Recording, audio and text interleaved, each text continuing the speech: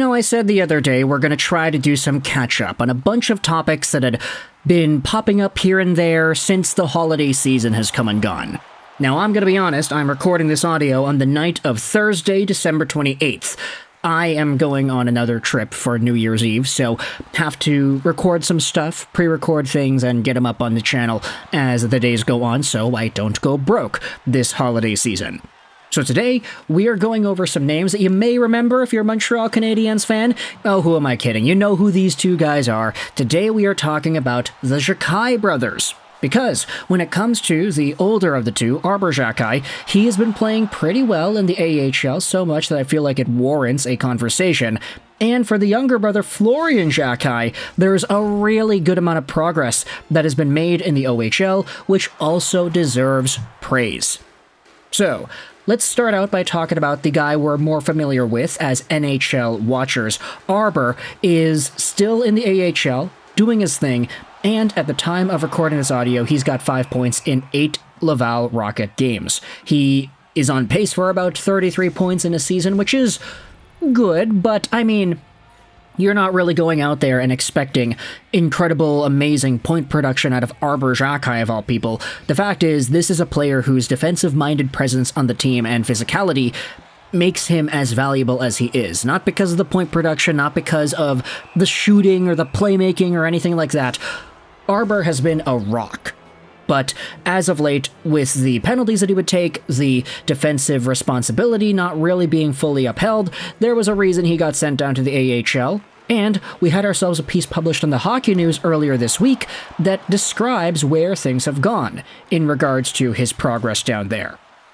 Take a look at this article published by Chris Gallinopoulos from December 24th. Canadiens' Arber Xhekaj is making a difference in Laval. Now, the article is going to be linked in the description if you want to go ahead and read this yourself, but the Canadiens management's decision to send Arber Xhekaj to the AHL on December 4th was not unanimously received by the observers and fanbase of the team. Xhekaj himself was surprised and even admitted that it affected his mindset as he initially dressed as a member of the Rocket. In his first game at Place Bell, his presence was needed against the Belleville Senators, but he did not make a difference. However, things have gotten a lot better, as the article goes out there and describes. Since that night, there has been a steady progression upwards, and Xhekaj better understands management's decision. In general, just clean up the defensive zone, said Xhekaj, explaining the direction provided to him by the team. I don't think management wants me to be a 6th or 7th guy in Montreal. I think they want me to be a go-to guy who eventually plays 20 minutes a night and build into that. Now, the article then talks about turnovers and how these were things that Xhekaj would need to work on, and realistically, if you wanted to attack this player's development from that angle and say that the ultimate goal for the Canadiens would be to have Xhekaj playing 20 minutes a night, being a defensive shutdown guy, a rock, a shot-blocking physical beast, then honestly, I feel like that is a lot more of an attainable goal than anybody who is going out there expecting his OHL point production, for example, to carry over to the National Hockey League. Only so few players in NHL history can have the physicality and brute force while also producing points, think like the Prongers and all of them. Very rare.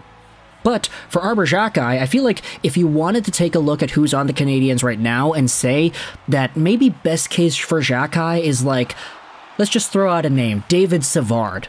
Super good shot blocker, very great defensive-minded presence. He is a rock, and he very rarely makes mistakes. Sure, he wasn't playing for a good chunk of this season, but David Savard arguably plays a game that I feel if you wanted Xhekaj to be the best he could be, that's it.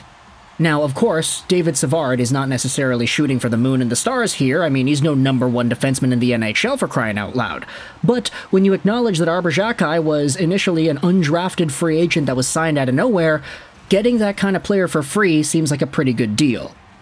The article, if we go back over here, we got some more analyses of Xhekaj's AHL tenure. The Sheriff, as he's affectionately called, has been joining post-whistle scrums like the one that happened after Elias Anderson was hit along the boards. Even though he received a penalty for it, it was reassuring to see that Xhekaj looked more like himself. The game is played a little bit different down here in the AHL. It definitely took me a couple of games to figure it out, and I'm still rehabbing my shoulder, so it was a big thing to stay healthy, but it's feeling better now, and it showed tonight, after a recent win. There is then an analysis done on him being paired with Logan Mailloux. They've been pretty good together. There is more conversation about his impact too, so the article will be linked in the description if you want to go ahead and read more about that. It's a lot of really great quotes from some of the folks over there in Laval. But, of course, this is only one of the two Xhekajs that the Montreal Canadiens have in their system. The other one, Florian Xhekaj, is still here. And when it comes to the way his season has gone, there's been a really good amount of progression here. Part of this is because of what Xhekaj, Florian that is, accomplished last year, wherein he was a 4th-round draft pick by the Montreal Canadiens 101st overall. 6'2", 174, left-handed left-wing guy, 19 years old right now. Last season, Xhekaj for the Hamilton Bulldogs had 25 points in 68 games played. Really not a good point production metric for a guy that was an overager at the draft. This was a player that, I mean, look, he was getting drafted because his last name is Xhekaj, but even though the point production and the age doesn't really align to having the most projectable NHL profile in the long-term future, there is some good to be had here. Because this season for the Bulldogs, Xhekaj has matched his 25-point season in half the amount of games played. In fact, it's been more than half. He's got 25 points in 30 games, on pace for about 55 on the year, which would be a pretty significant increase. Now, still, 19-year-old double overager recently drafted at under a point per game, that's not great. Like, if you're trying to project Florian Xhekaj to becoming an NHL middle-to-top 6 scoring forward, that's really not a good metric, but it's better to have this growth than to not have it. And I think that's what a lot of Canadiens fans would probably go out there and conclude, especially considering the low amount of production he had last year. We also have ourselves another article that I wanted to look at from about a month ago, so this has been on the back burner for a while. Mark Dupont on Montreal Hockey Now actually wrote a piece about Florian Xhekaj from November 19th, 2023, and the article opens up by saying that Mark Dupont was also caught by surprise when the Habs picked Florian. But I learned my lesson about making broad statements when it comes to the Hamilton-based family. Fast forward a few months later, and it's quite clear that Xhekaj's Draft Plus 1 season is going to eclipse his draft season by a significant margin. At the time of the article's publication on November 19th, Florian had maintained a point-per-game pace with the Brantford Bulldogs, and he was roughly on pace for about 37 goals and 26 assists. So his production has since slowed down since the article was published, but there still is good growth.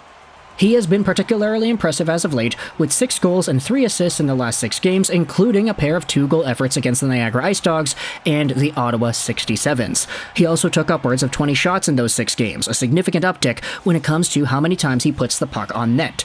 For the record, he scored both of Brantford's goals in their 2-1 win versus Ottawa. They weren't highlight reel goals like his end-to-end rush versus the Kingston Frontenacs, but that's absolutely fine. He's using his size and strength to reach high-danger scoring areas, which allows him to capitalize on rebound opportunities. And so at the end of the day, there's some pretty good growth going on with both of these guys. Arber is learning to defend a little bit better in the AHL. Also, we've been saying that because the AHL is a lot more physical, this could really give Arber an opportunity to unleash the beast, as they say. This could be a really good coming out party, not just for his defensive capabilities, but for his overall raw, empowering nature to his game. Meanwhile, Florian, while still not producing to the magnitude that you would want a potential draft steal to be producing at, he's still progressing and he's still finding ways to get better, which is all we could ask for, especially out of a 4th-round overage draft pick from the 2023 draft. There's a lot of time for Florian to still grow and progress, and if he eventually finds himself on Laval sometime in the future, then that would be pretty cool. If he works his way up to finding himself in the NHL too, have 2 Xhekajs on the Montreal Canadiens by the time 2020, let's just say 2026 rolls around, for example, that sounds like a great idea, but of course, that is all contingent on the development of these 2 guys. Let me know your thoughts in the comment section below about Arber and Florian and the way they progressed as players and prospects. If you're a Montreal Canadiens fan, where do you see these guys playing in the next few years? Let me know your thoughts in the comment section below. I hope you enjoyed this video, and bye.